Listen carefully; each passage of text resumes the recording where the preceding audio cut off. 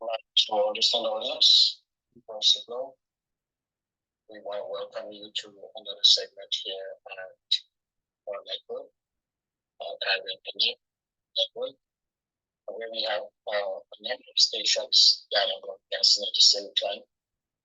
Tonight, we are going to be using two stations, BBC and Radio Africa, and our talk between sisters.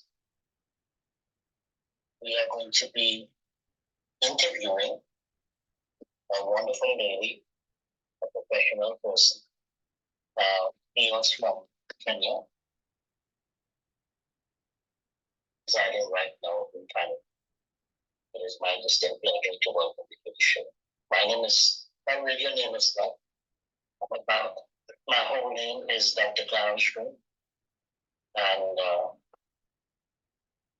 we're going to be live in this wonderful interview here on our talk between sisters in a few minutes.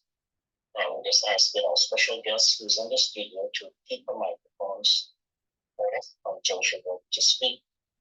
When she is not speaking, when she's speaking, it can be on. When she finishes speaking, she can keep the microphone on.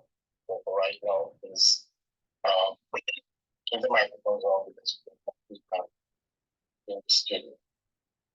Thank you very much. Appreciate it so much. We welcome you, our dear listeners, and we do welcome you, Dr. Christine. Let's see if I pronounce the name right. Dr. Christine K.Obaigwa or Owinyi. I think I pronounced something a little wrong. So good night, Dr. Christine. How are you? It's nice to have you with us here on the High Probability Distance conversation.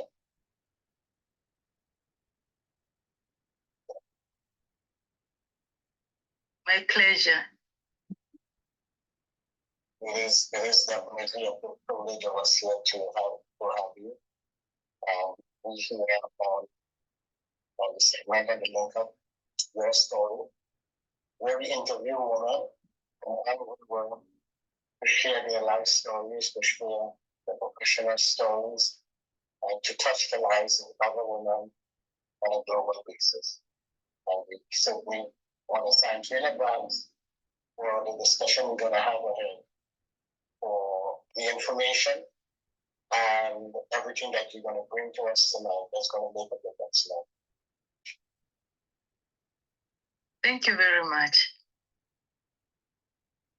Let me start by asking you to pronounce your name properly. I like the exotic names of Africans have. I always have difficulty being a man of the West who can never pronounce it. So let me ask you to pronounce your name the way you love it to pronounce, and tell us a little bit about yourself. My name is Christine Obaigwa Owinyi. Obaigwa is my dad and Owinyi is my husband. The person that is talking, Christine Obaigwa Owinyi, was born in Kenya and lives in Canada at the moment. I was born back then, many years ago, and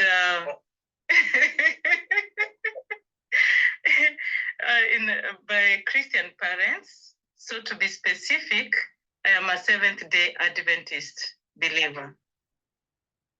I am an educator, and beyond just being an educator, I purpose to transform lives through community service activities and empowerment.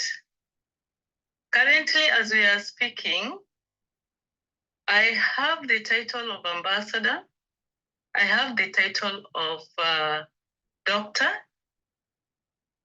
And I am a CEO and co-founder of Kenya Canadian Empowerment Network, as well as other organizations such as Education for Sustainable Development Movement in Kenya and Edu Growth for Sustainable Development online learning platform. I carry so many hats. I don't know what exactly you want me to say about myself. You're doing well so far. Okay, currently I am the appointed chairperson of Leaders of All Nations International, Loani in Kenya. I am a facilitator, I am a speaker, I am a coach, I am a mentor, I am a mother, I am a global peace educator, and yes, and I am a wife. You have a full hat. You have a full hat. I'd love to talk about and discover within 1 hour. I'm going to try to see how much we can cover. Yeah, correct. You jumped over a lot of important things, which I'm a key listener, and so we're going to back up a little bit, and we're going to just touch a little bit before we get into the professional aspect of what I like to do. Let's talk a little bit about you and your family. You talked about your dad. Mm-hmm. You talked about your husband. You said that you had children. Yes. You said that you were single. Just to see, I'm remembering all these things really. You jumped right over. So your children, can you give us an idea of when you say children? Are they very young children, teenagers, boy, girl? Well, I have all categories. I have a youth, I have a teenager, and I have a child. My firstborn is now 23 years old. My secondborn turned 17 last month. And my lastborn turned 10 in January. So I have boy, girl, boy. You know, there's an old saying in the Bible where they talk about it with the men that is good where it's full. Come again. I said, you know, in the scriptures, there's a saying that when a man has done well as far as having children, yes, they said that it's full. Well, it's full. Exactly. That is what the word of God says.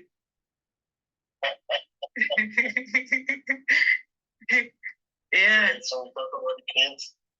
Can you give us an idea as well about your dad and your husband, if you care to? Yeah, my dad is called K.Obaigwa, of which I've actually named our lastborn the same name, K.Obaigwa. So sometimes when I'm calling K.Obaigwa, I forget. I'm like, oh, it's this one, not the other one. My dad grew up in the land of Kisii in Kenya, in a family of, I can't remember how many they were, but they've all passed on. My last uncle passed on like 4 years ago, leaving my dad alone. My dad was kind of the only person who managed to learn through to university level, and he became a teacher, a very good teacher in Kenya. He finished up his career as a teacher at the level of principal.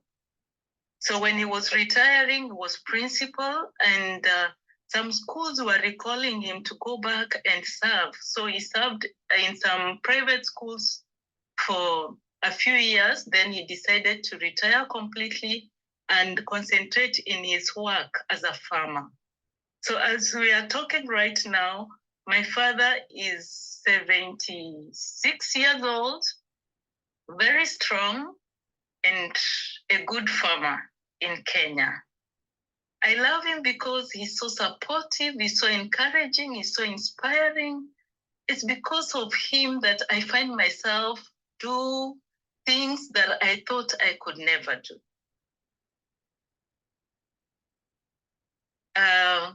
Talking about my father, I think girls are always darlings to their dads.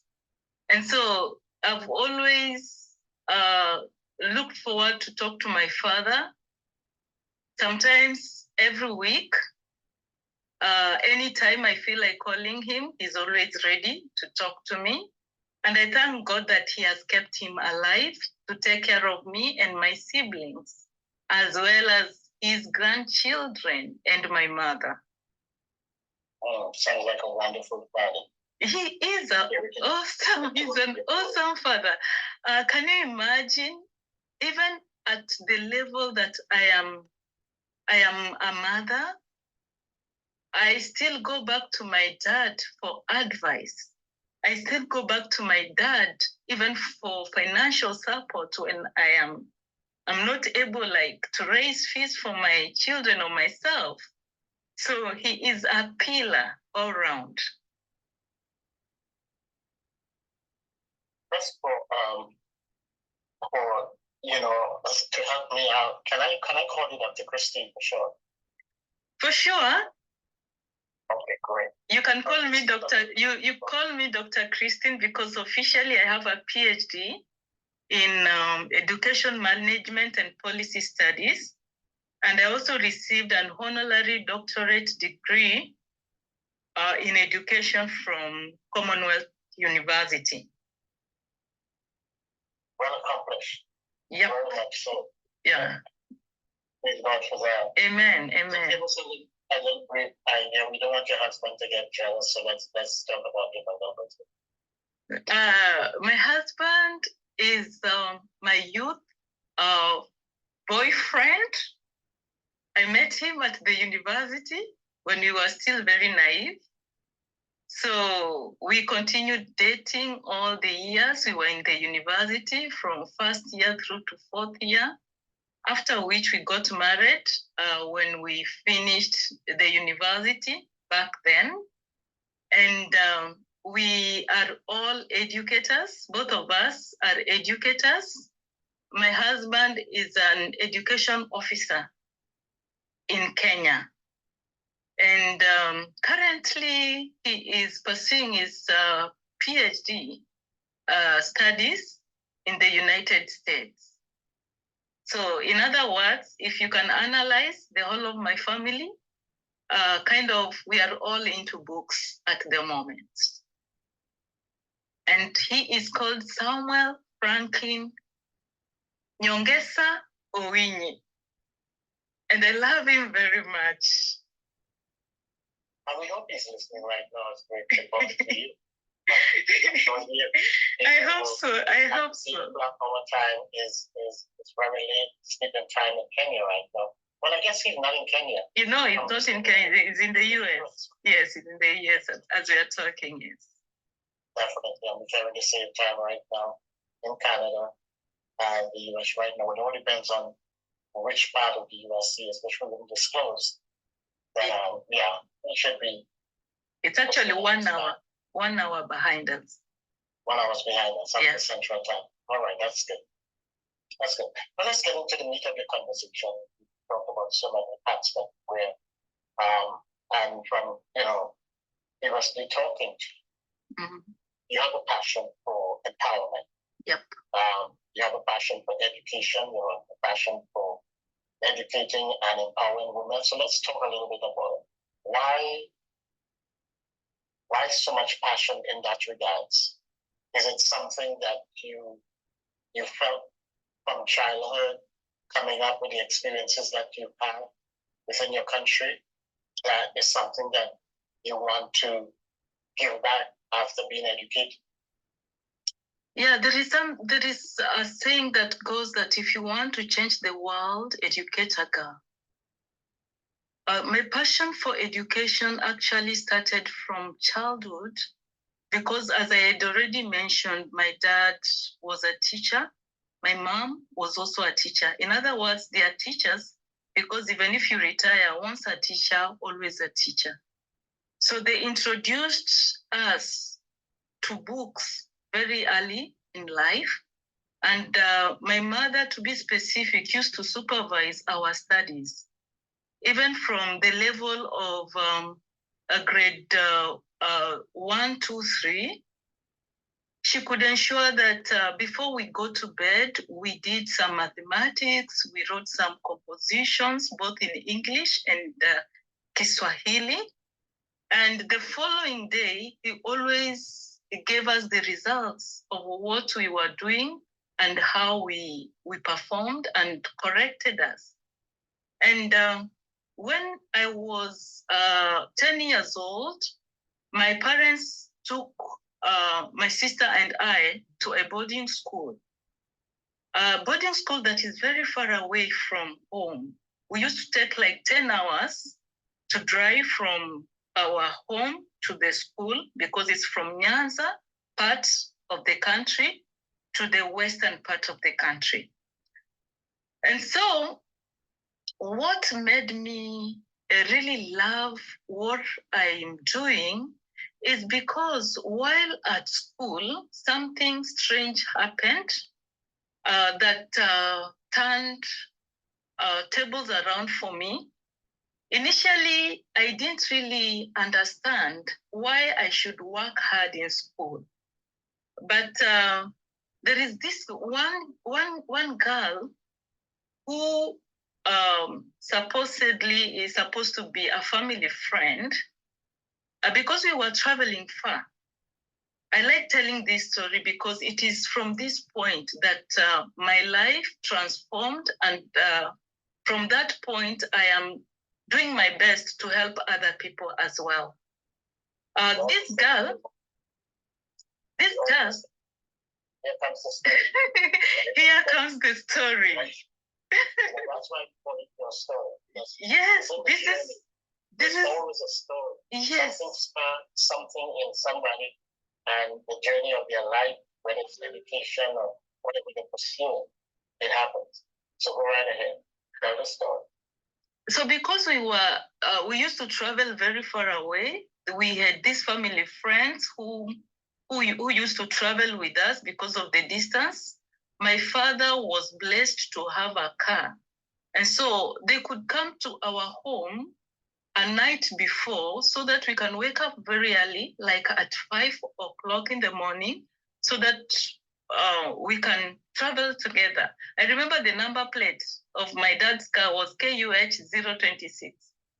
So when we got, when these friends came to our home, definitely they used to sleep with us. Sometimes we could give them the visitors' room to sleep in. And my mother was such a creative person. Those days, we didn't have second-hand clothes. So what used to happen, when our clothes got torn, my mother used to sew them together and maybe make another item out of them. In other words, reusing old clothes. And my mother used to make like mattresses, pillows, and what have you. So this friend of mine, apparently, I don't know, she really observed our beds, our mattresses. And the funny thing is, when we got to school, after 1 week, the whole school, my class and a number of other students were talking about me and my home, and the way we are poor, the way, even if my father has a car, we are sleeping on tattered mattresses, like, the way she really painted us, like we are very, very poor. And as a child, something like that can really affect you. When it got to me, because it's not one girl who came to tell me, several girls. Well, like, imagine, because those were my friends, they loved me. So they could come and tell me what the other girl was saying about me and our family. And She described even the food that she ate, they were eating, you know. It really killed my spirit as a child. So at that point is when I started thinking like, God, what can I do to change the situation at our home? Before then, I hadn't seen anything like we are poor. I thought because my parents were teachers, we were okay. Because my mom and my dad were like the people who were highly educated in their families. And so they were like the ones supporting their homes, you know. And so there were so many people in our house, cousins, aunts, uncles. They came to our home. Some of them, my parents took them to school, you understand? So it's not only us, like we were born 8 of us. It's not only the 8 children that my father and my mother bore that they were taking care of. So I now got a picture like we are very poor. So I used to cry and pray. This was a Catholic school. And for Catholic schools, there were prayers every day. So what I used to do after prayers in the shrine, as the other children went to the dining to eat, I remained at the shrine just to pray and cry to God and ask God what I can do to transform our home, to help my parents not to be poor anymore. So when people used to talk to us on parade about education can transform, education can change, I started developing this attitude of loving books and wanting to shine and to be among the top 10, because the top 10 were always announced on assembly after every test. And that happened because I used to pray and I worked so hard so that I remain among the top 10 at all times. So from that time, I developed that passion because I knew in future, I will be able to get a good job, because that is how our mindset was set, that after school, you will get a good job. And when you get a good job, you'll get a lot of money and things will change in our home. And so, let me back up a little bit, for all listeners' sake. I hope they're listening because, we are 2024 and we hear a lot of things on social media that affects children. Call it bullying, whatever you want to call it, on the social media. And it really is a fact that, young children in schools, depending on their financial situation, whether they are, what they call overweight and different things. A lot of things are said on social media about them and it really affects them. But back in the day, what you're talking about is so many years ago. We didn't have social media back then, but there was some sort of situations where within the school system, that young people will still do the same thing to their peers in school if they felt, like in your case, that they were not as rich or they were poorer than them, and it affected you the same way. What I liked about what you said, it did not push you to do anything derogatory with yourself, like, take your life or become so, even though it affected you, but it developed something in you that, pushed you to study more, to be the best that you can, to pull yourself out of the situation that they said that you were in, not that you think that you were poor, but they said that you were poor. And you use that as a vehicle to steer your life in a different direction. So talk about that, continue the conversation when you have talking about. I just wanted to bring that in. Yeah, exactly. That is what happened. And so I used to be among the top students in my elementary school, right from grade 4 to grade 8. And I scored good marks, went to a good high school. Still at the high school, I was still topping. I was still a good student. If I can surprise you, I have a WhatsApp wall for all my teachers, most of my teachers in high school and some of my teachers in primary school. A wall that I have called my great teachers. So we are still communicating with my teachers because of the way they made me feel as a child. And so when I got to high school, at Form 1, can you imagine? I've just gotten into the school and teachers were selecting prefects. And most of the prefects used to come from Form 2, Form 3, and Form 4. But surprisingly, I was picked to be a prefect, a library prefect. And when my name was being mentioned on assembly, I remember very well the principal, Madam Ruth Otieno. When my name was called upon, she retaliated and said, "Oh, this is the Christine." I was like, why did she call me they? Because what I had known then, when somebody uses the article they, then it is in the negative. So I went consulting my other teachers, like, why did the principal call me they? So I got to realize that the teachers used to talk about me and the way I loved to read, the way I really, they could always find me in class reading. And at some point, the other students nicknamed me a bookwormer, like I'm always with books. Yeah, you know? So I became a librarian. We didn't even have an adult librarian. I was the school librarian. I started by being an assistant at Form 1. When I got to Form 2, I was given the full responsibility of being the librarian of the school from that grade, that is grade 10 through to grade 12.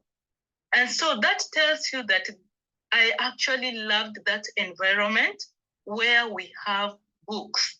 And so by reading books, I got to have that urge. Like, I was not just reading. When I got to class, when teachers were not coming to class, there were some teachers who missed classes. During that time, I found myself standing up, and because I had read ahead of the other students, I could teach them the next topic that the teacher was going to handle. So it is from that point. Yeah. Right.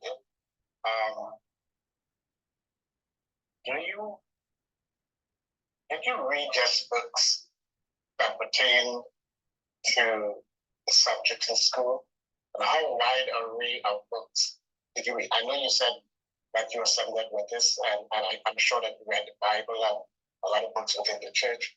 How wide was your reading? Was it just for schoolwork or beyond that?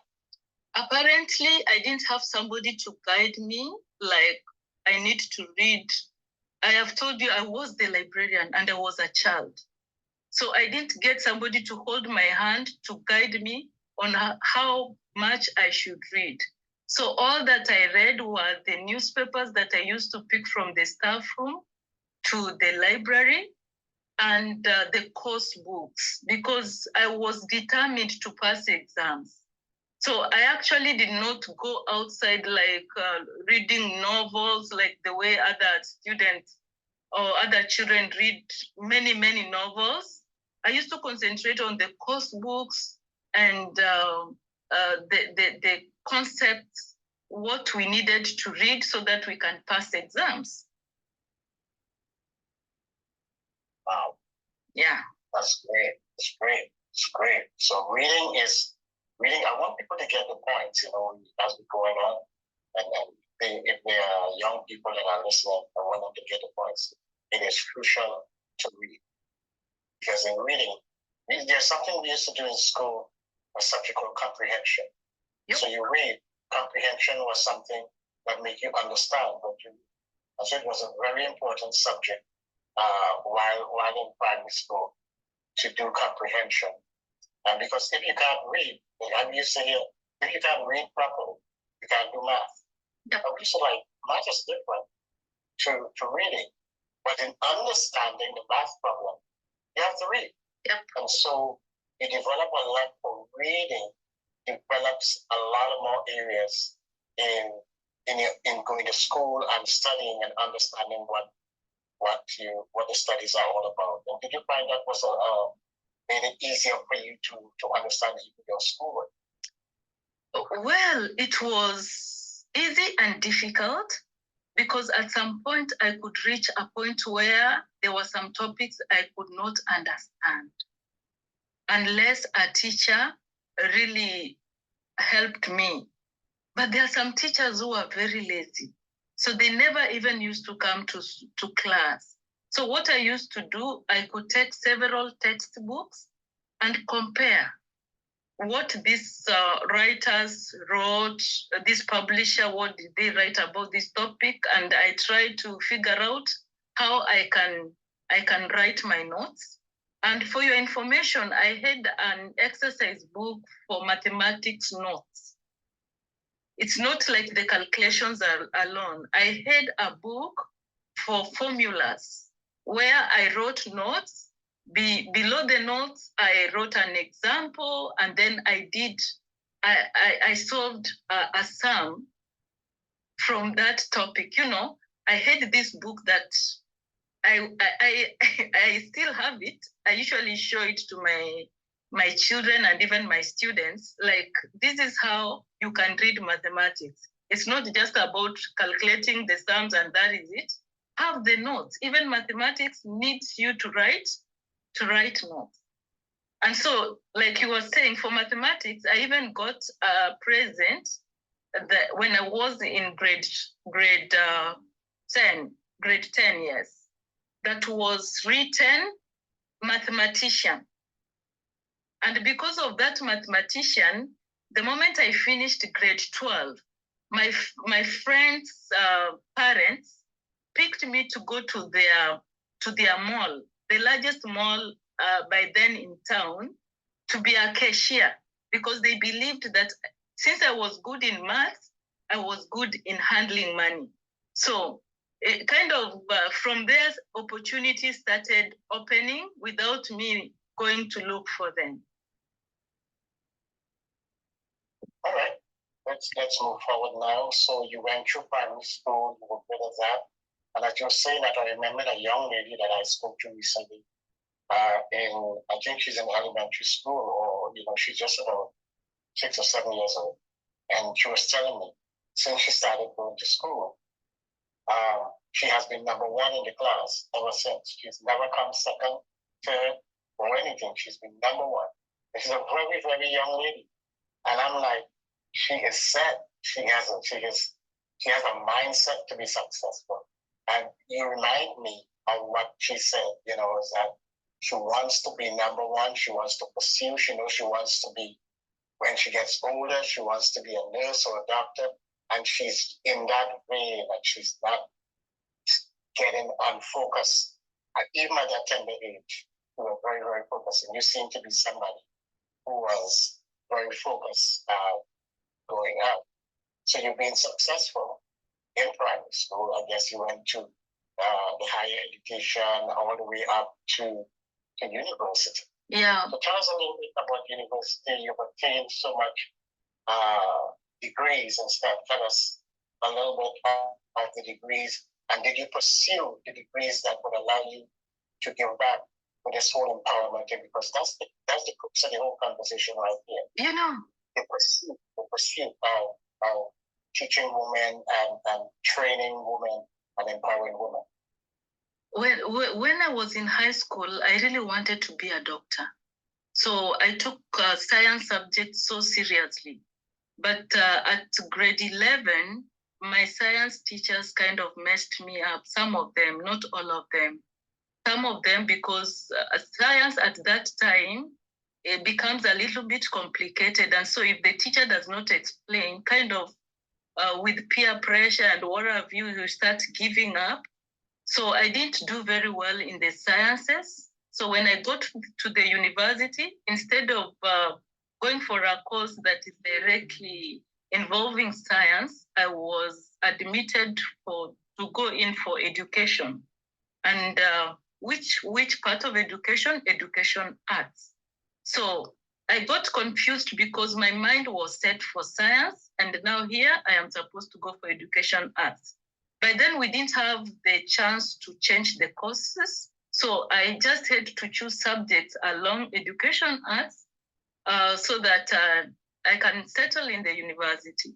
So I picked on English and literature. So as we are speaking, you are speaking to a teacher of English and literature. So that is basically what I studied in the university. And I remember on the very first lesson, when we were learning poetry, the lecturer came into the lecture room. We were almost 100 of us in the room, in the classroom, in the lecture hall. And because of the good child I was, I liked sitting in front. So when this lecturer came in, the first thing he said, each one of you has a name. Then we said, yes, sir. Then he was like, okay, get out a paper, get out a pen, write a poem about your name. Then without thinking, I just started writing. It came a day, my mother was heavy enough to get a baby. Birds were singing in the air. Christians were in church singing. Christmas was near. Ooh. There at the hospital. Before getting to the labor ward, whoop, a baby was born. Baby girl, the nurse shouted, looking for a name next to Christmas, just like Christ, not far from Christian. Christine was my name. So I put my pen down, and the lecturer was just walking around. Other students had written nothing. I had written several lines, and I had stopped writing. Then, without taking a lot of time, he just pointed at me. You, read for us your poem. And because I had done some poetry in high school, I stood up and recited the poem the way I've recited to you. And then the whole class was like, wow. And you know what? That transformed my life again. At that point, I became like a consultant for all the other students in class. So in the university, from day one, all the other students imagined that I was very good in literature, in poetry, in English. And yet English, that English and literature is a subject that I really struggled in when I was in high school. Remember, I told you my mind was set for science and not for languages. And because of that, I now started working again very hard so that in case any student comes to me to consult about anything in poetry, I had an answer. Again, now in the university, I used to stay in the library, reading poetry more than any other unit, so that I am good at helping others. So kind of my mind was tuned towards not just myself, but doing it so that I can help others. Another key point that I picked up, when you entered university, you went for the front of the class. Yeah. A lot of kids want to be successful, and they want to hang in the back of the class where they can get away with anything. They're not going to be seen, and they more likely may not be asked a question. They're easily distracted. For you, you went to the front of the class and you were active. You were right in front of the teacher, so it was easy for him to point you out, to ask you questions, to be engaged. And I'm saying this, and I'm bringing out these points as you go along because I want people to understand there's a track, so also like a map. You want to be successful. You have to be clear in what you're about. You have to follow that map by actions, that will propel you forward. And in every phase so far that you've done, you've used situations to move you forward, to keep you focused. You got into school without somebody having to discipline you and remind you about things because you have a mindset so strong. The best place for you to be in a university is to be in the front of the class where you can absorb the most, you can hear clear, you're not easily distracted, you can be engaged. And that's positive for people who want to pursue something, whether it's education or whatever you want to pursue. Those are good things for people to follow in pursuing what they have to pursue. So let's continue the story. So university was rough. Was it a breeze? Was it a financial cruise for you, or were there challenges going to university as a young person? I know everybody has a struggle going through university, especially with finances, and mixing books with pleasure and all of that stuff. Okay, apparently because I grew up in a Christian family, when the government gave us forms to fill, whether you can get loans or a bursary, I wrote the correct information, like my parents were teachers, and so the government did not support me. The government did not give me a loan like other students received, and the government did not give me bursary either. And remember, I told you my parents used to support so many people. So it was so difficult because my father and my mother had to raise my university fees without the support of the government until I got to the third year. That is when I got the minimum amount, as in, I think now the policies had changed, like every student should get something. But at first year and second year, I really struggled. It was so difficult. It was so difficult for me in the line of finances. And because of that, I was like, when will I ever finish so that I get employment for me to be able to give back to my parents what they have sacrificed to pay, as in, my parents were really determined to see me through school. And something beautiful about my parents, my dad never left us to suffer in any way, like we don't have, like we have balances or what. He struggled to ensure that each one of us had paid fees in full, despite the fact that he had so many debts to clear without our knowledge. And it wasn't easy. And because of that, I purposed to concentrate in my studies to the end. Yeah. Yeah. And so, yes, you pursued your study. It's so important to have good parents, to have a dad, that really is a role model, not only a role model, but someone who is very supportive.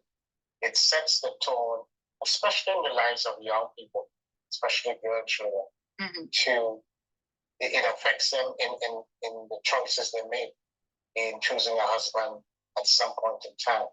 Because when your dad takes good care of you, you kind of get an idea, if I would ever get married, I would want somebody like my dad, who lived up to what a dad does as a good husband, a good father, a good provider, good education, and someone who went to church and taught us good morals and spirituality and all that. It sets the tone in your mind, a track for you to run on in the future. And I think your dad did a marvelous job in setting that tone up for yourself and the rest of your siblings. Okay, let's move on. Let us talk. Okay, so you finished school. I guess you finished your first degree. Yes. and you... I have a boyfriend.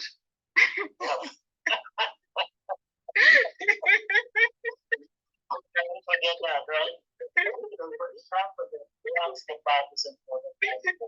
Yeah. Boyfriend.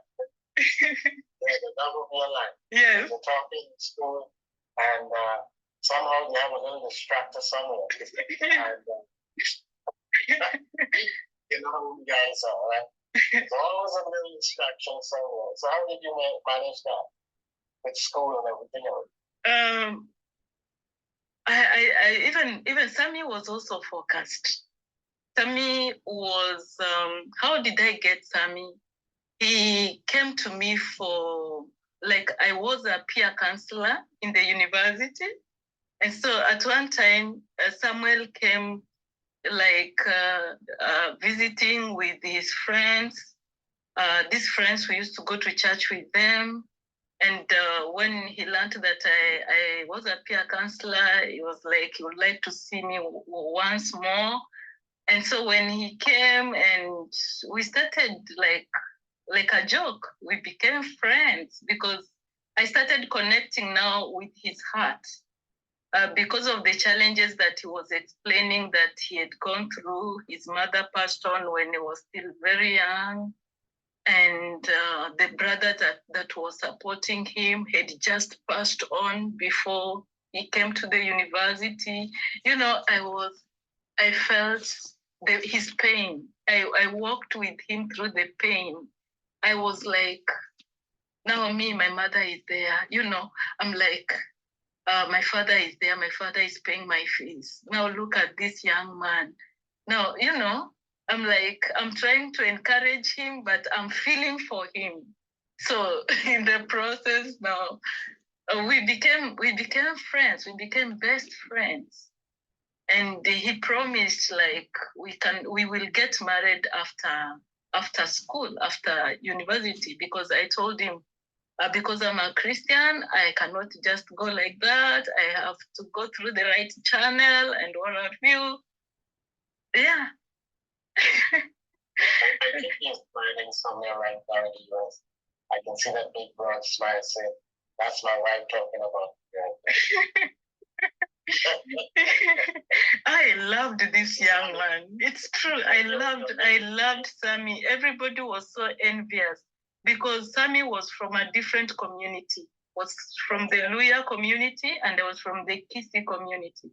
So the Kisis were not happy that their good girl has fallen in love with a person from another community. So they didn't really understand how it happened. Okay. Yeah. Okay. Wow. Yeah. You can write a book. Yeah. You know that, right? Yeah. I'm sure you did somewhere along the line. You can write a book about your story. The story is just amazing. And I'm sure that our listeners are just intrigued listening with, you know, bated breath. What's coming up next? You know, all the stuff that's going on. Now she has a boyfriend. She's going to school. Is that going to affect her studies and all that kind of stuff? So I guess you guys went to school, supporting each other and encouraging them to be the best that you can be. Mm-hmm. How many years later, you, after all the sacrifices, and still sacrificing because you're still in school.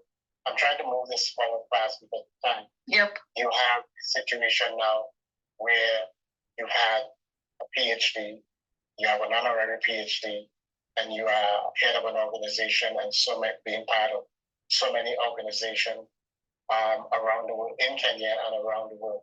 And you still haven't stopped. And I guess Mr. Samuel still hasn't stopped because he's pursuing in the United States, you're pursuing in Canada. Why did you try? And when are you going to stop? Why are you going to stop? What are you pursuing? Why do you think you have to pursue something? It's unquestionable taste for education. It never stops. So that your tank is never full and is overpowering to continue to empower women with knowledge and ambition and everything else. Speak to that a little bit. I purpose to be a lifelong learner. And that is what I'm encouraging everybody to be. Because there are so many things that we can learn. Learning cannot stop at the point where you get your PhD. because PhD doesn't have everything. I've come to realize that even after PhD, even after you become a professor, there is still so much knowledge in the world that you can learn from. And one reason as to why I'm still learning is because I want to use what I'm gaining to impact the community as much as I can.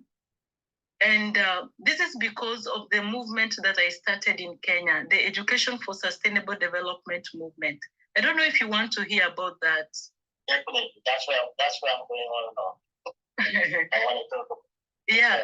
So this is yeah. I have to tell the story to understand why. Yeah. Yeah. So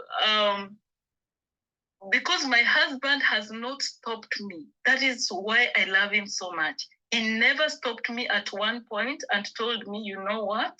You cannot go ahead of me. After our first degree, we graduated together. And then we went together for our masters to the same university. And I remember when we were registering, there is one official who made a joke like, you people, you've come to the university for honeymoon. You know, that is our masters. For masters, again, we graduated together. So after masters, he was like, I am so tired. I told him, I don't think I'm tired. Allow me to continue. So he allowed me to continue with my PhD, which I started in 2012 and finished in 2019. It was quite a journey. It wasn't that easy. And I kept on encouraging him to go for his PhD, like, because I was feeling like because of culture, maybe his friends will sway him and start telling him, you see, now your wife is a doctor, she's going to leave you and such like things. But him, he was determined, like, he will do his PhD when he gets a scholarship. And God heard his prayers. So he got a scholarship, and that is when he went for his PhD. So I'm supporting him to finish his PhD as I continue doing these other small things. So yeah, so learning should not stop. But that drive focus on mainly women or straight across the board for men or women? Because when I looked at a lot of things that you did prior to this interview, I noticed that you, a lot of the groups that you were in focused a lot on women and encouraging women to be the best that they can be, to achieve as much as they can. So is your primary target women or a mixture of women and men? And if so, how much percentage was the other one? My primary target, so to say, is, of course, the woman. Because I realized that some women have looked down upon themselves. They feel like they cannot do as much as the men can do. So I'm just standing out and as an example. Like I have so many women that I'm mentoring.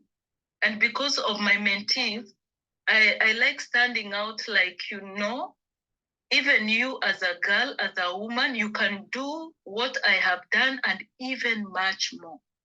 All that you need is to be determined, to be focused, and going for what you think is important in your life.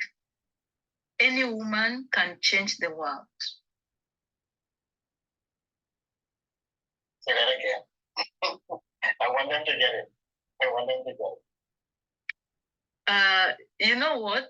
Maybe I will put it in other words, like limitation is in the mind. We can all achieve what we want to achieve in this world. All that you need to do is to focus, is to be determined, is to be resilient, and to have the spirit of wanting to do it. There is a difference between wanting to do something and having to do something. When you want to do something, it will come from your heart. But if you have to do something, you are doing it so that so and so can see, or you are doing it to satisfy so and so's desire. So when I go out to do what I do it from the heart because I want to do it. So any woman can still go for what they want to do and give it their best. Because I believe if a woman wants to do something and does it, they will always see results. Thanks so much tonight. This is such a powerful story, and we're running out of time.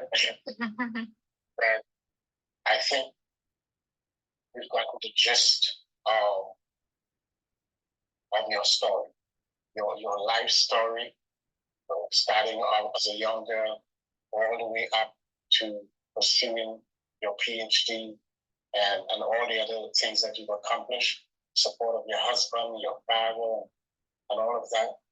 You are a role model, not only to the women that you speak about, but even for your children, looking at your husband as parents at the age that you are, and I'm pretty young still, I'm sure, and still pursuing, gives them a drive and an ambition and a desire to even surpass what mommy and daddy is trying to accomplish. And in the end of our conversation, it's coming back to the whole family as a model, not just for their children, but the community and for other parents to model themselves after you. So talk a little bit about that in the final few minutes. From a family perspective, the way your children look at you in them pursuing their own dreams, choosing the right person to be married, the idea about God and all of that, and even the community. Talk about that as we end. Oh, okay. Because of what I do a lot, I engage the community in learning processes. Like we are talking, as we are talking right now, there is a voluntary program that I have every Sunday without failing for about 3 hours, where I train or coordinate, bring on board trainers, matters education for sustainable development. Education for sustainable development is education that enables you to meet your needs today without compromising the ability of the future generation to meet their own needs. So when I'm putting the future generation there, I'm talking about my children, my grandchildren who are yet to come, my great-grandchildren, and name it. So it's about taking care of myself, taking care of others, and taking care of the planet. Because the planet in which we live in is very, very important for us to lead a life that is fulfilling. So when I'm talking about education for sustainable development, my children are always alert to learn. Everything that I'm doing, all the YouTube videos that I have shared online, my children and my siblings' children, that is my nephews and nieces, are together. They are really following me up. Like I don't know, we are many, but to most of them, some have openly told me that, Auntie or Mom, you are our role model.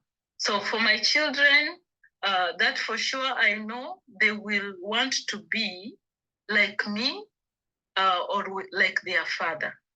So they are determined. Like the children that I have in Canada right now, Jennifer and Joseph, they've already shown what they can do in their schools. As soon as they got to Canada, they were noticed because they stood out. At grade 4, at one time when I had just gone to visit Joseph's school, in the morning, I found him making an announcement. I got surprised. I was like, what? Like, yeah, the principal told me to come and announce this.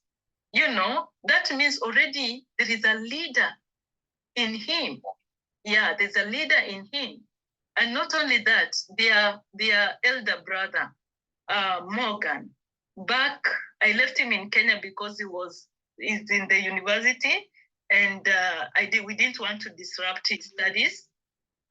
He's having like a group of other young people just moving with him, wanting to learn from him all the time. He keeps on telling me, "Oh, Mom, we went for this game and I scored for my team." Like, he's always scoring. So even in their co-curricular activities, they are shining. In their academic work, they are doing well. I mean, they are like, "Mommy, you have set such a high whatever for us. We don't know, will we really ever get there?" And then I tell them, like, you have to go beyond what I have done. So they're like, we have to get to that mark and beyond. I'm just impressed. I'm very, very much. I'm almost speechless. The depth of this conversation, and we are nearing the end of this conversation. I want to definitely thank you for coming on to our station to lend some of the wisdom and the knowledge and experiences that you've gone through in your pursuits, which we don't know where it will end up, right? Mm-hmm. But you're still going ahead. And we want to thank your husband, your father, your children for lending us this little hour with you for you to come on and just share and make a difference and encourage somebody somewhere who might be pursuing something, might be discouraged. They probably got so much encouragement, and I can do it, So, she can do it, I can do it. And she can continue educating herself with her family and all these responsibilities and groups and stuff like that. She's involved and still going forward. I mean, I can't stop right now. And this is the whole idea behind your story. Or here on Heart Talk Between Sisters, and just link up with them.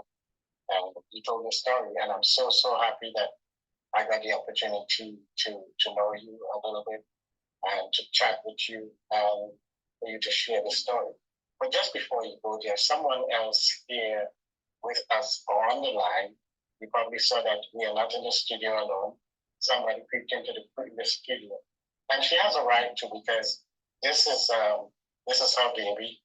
Heart Talk Between Sisters. She's the president of the African region. And I can pronounce her name very well, just like you. I was having difficulty pronouncing her name when she first started, but now I can fluently say Nakanika Unisali Bianchi. And she's from Zambia. I'm going to open my mic a little bit and say hello to you and introduce yourselves to each other before we close up. So, Nakanika, would you open your microphone and say hello?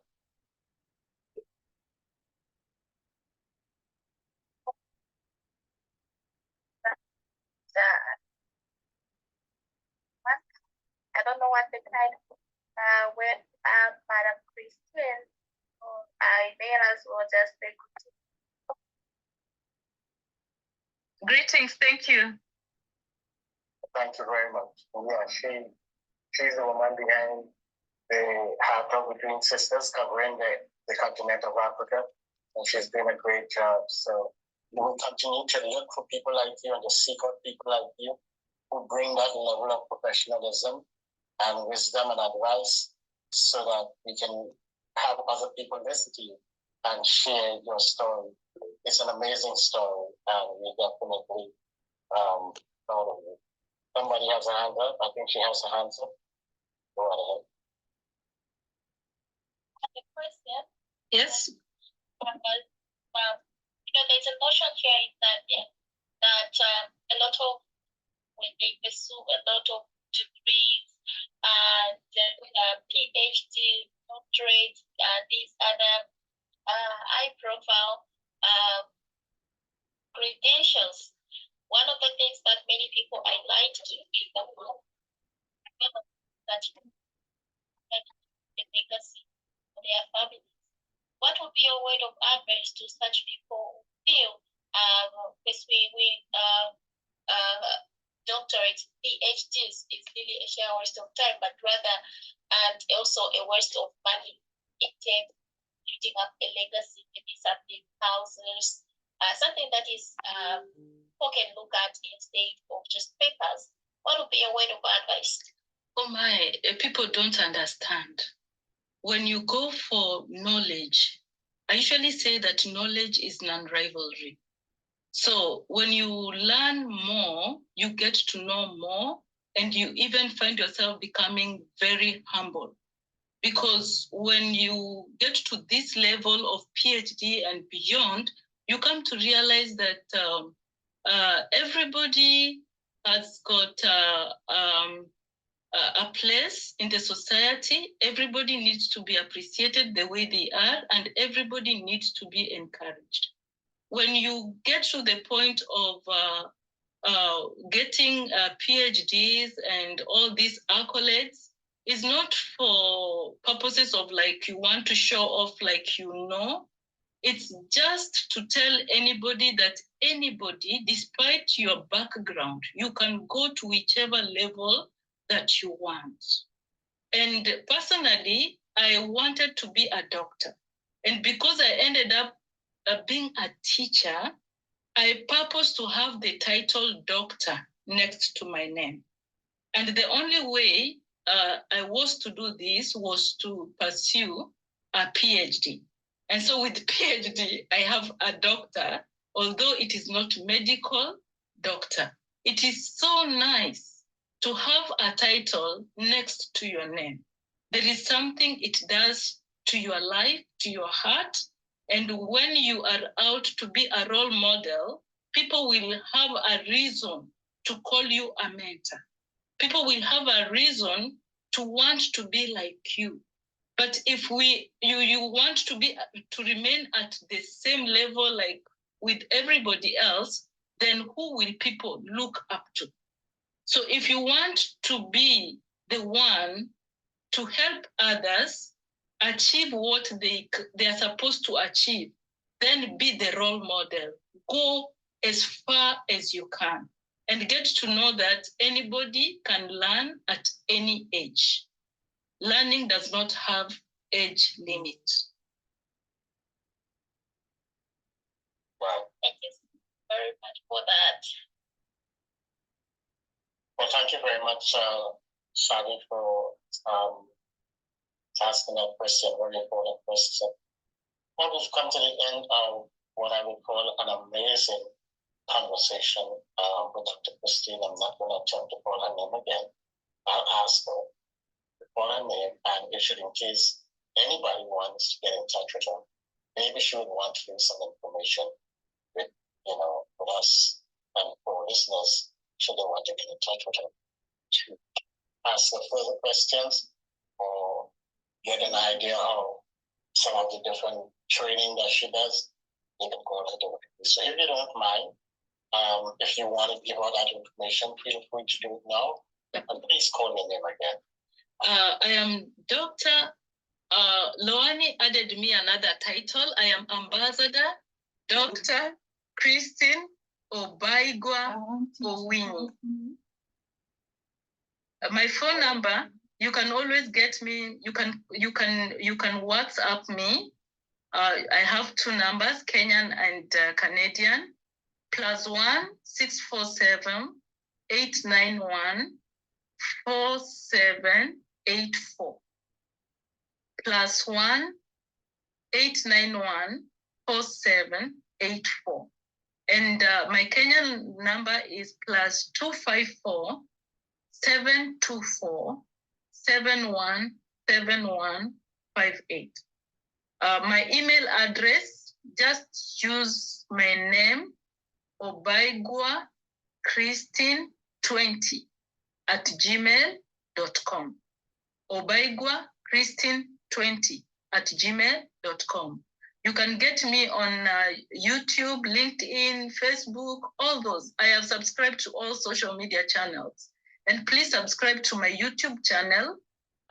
If you go to, you search for Dr. Christine Obaigwa Owinyi YouTube, you will get to my channel. Subscribe, listen to the videos because they are for varied, from varied areas. I talk about the Word of God. I talk about life in Canada, lessons in Canada that Africans can pick from Canada.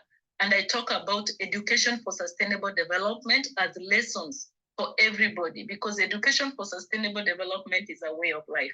I hope one day we are going to talk about education for sustainable development. Right. Yeah, and yes. So, we're going to have to set up another interview at some point in time, maybe next time around. Like Anika can interview on that aspect of it, because you have so much to offer. When we have guests like you, we never say once is enough, because the conversation continues. So maybe we can do that at some point in time. As soon as we get in a beautiful spot and you have the time, we definitely want to have you back, and I'll have like just a change of voice and tone, woman to woman. You all can have some personal that may not be able to us. So we thank you again for being here and for gracing us with your presence and your little time that you have between your studies and your family and everything else, and we decided to share it with us, and we do appreciate it. We are thankful so much, and we want you to have continued success and keep abreast and stay in touch with us as Amen. Continue to monitor your journey upward. Thank you very much. Amen. Remember, without God, you can do nothing. Yeah. Thank you very much. And to our dear listeners, we want to thank you so much for listening. And you can only get this type of information and stories and conversation only here on the Heart of Twin Sisters radio station, WCAN Radio F. Thank you very much. Have a good night. God bless. God bless you. Bye.